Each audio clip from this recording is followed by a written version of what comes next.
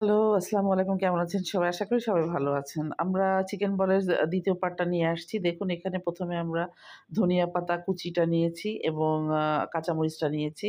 এটা নিয়ে আমরা একটু ব্লেন্ডারে আম আ হচ্ছে পেস্টটা করে নিবো। এই যে দেখুন এই পেস্টটা করে নিয়ে আমরা যে কিমা করেছিলাম, সেই কিমার ভিতরে দিয়ে দিব এবং এর সাথে আমরা আরো লবণ এড করব। তারপরে হচ্ছে এর সাথে আমরা আরো এড করব হচ্ছে কালো গোলমরিচের গুঁড়া।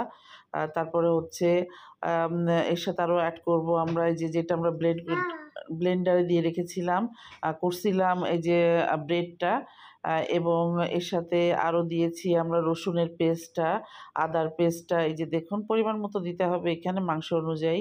কর্নফ্লাওয়ারটা দিয়ে দিয়েছি এবং আ হচ্ছে এর সাথে আরো আমরা এড করব আম এই যে দেখুন একটু লবণ কম হয়েছিল, লবণ আরেকটু দিয়ে দিয়েছি এবং এর সাথে টমেটো সসটাও দিব এবং এর সাথে আরো যাবে আপনার চাট যে মশলাটা আছে সেই মশলাটা যাবে।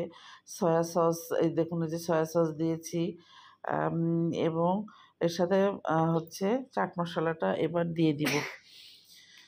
দিয়ে এটাকে অনেক সুন্দর করে আমরা হচ্ছে মিক্স করে নিবো। মিক্স করে নিয়ে তারপর আমরা এটা বলের শেপ দিব। আশা করি আমার রেসিপিটা আপনাদের ভালো লাগবে। তো সবাই আপনারা ভালো থাকবেন, সুস্থ থাকবেন, আমাদের জন্য দোয়া করবেন।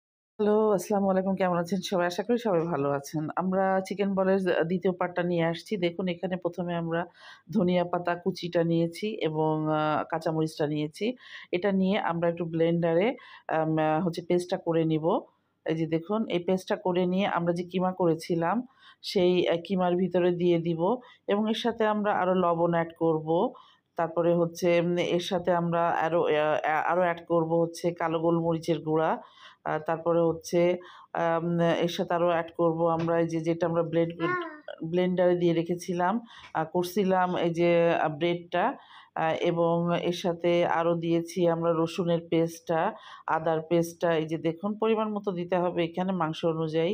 কর্নফ্লাওয়ারটা দিয়ে দিয়েছি এবং হচ্ছে এর সাথে আরো আমরা এড করব আম এই যে দেখুন একটু লবণ কম হয়েছিল, লবণ আরেকটু দিয়ে দিয়েছি এবং এর সাথে টমেটো সসটাও দিব এবং এর সাথে আরো যাবে আপনার চাট যে মশলাটা আছে সেই মশলাটা যাবে। সয়া সস এই দেখুন এই যে সয়া সস দিয়েছি আম এবং এর সাথে হচ্ছে চাট মশলাটা এবার দিয়ে দিব।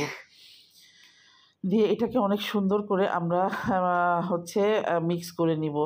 মিক্স করে নিয়ে তারপর আমরা এটা বলের শেপ দিব। আশা করি আমার রেসিপিটা আপনাদের ভালো লাগবে। তো সবাই আপনারা ভালো থাকবেন, সুস্থ থাকবেন, আমাদের জন্য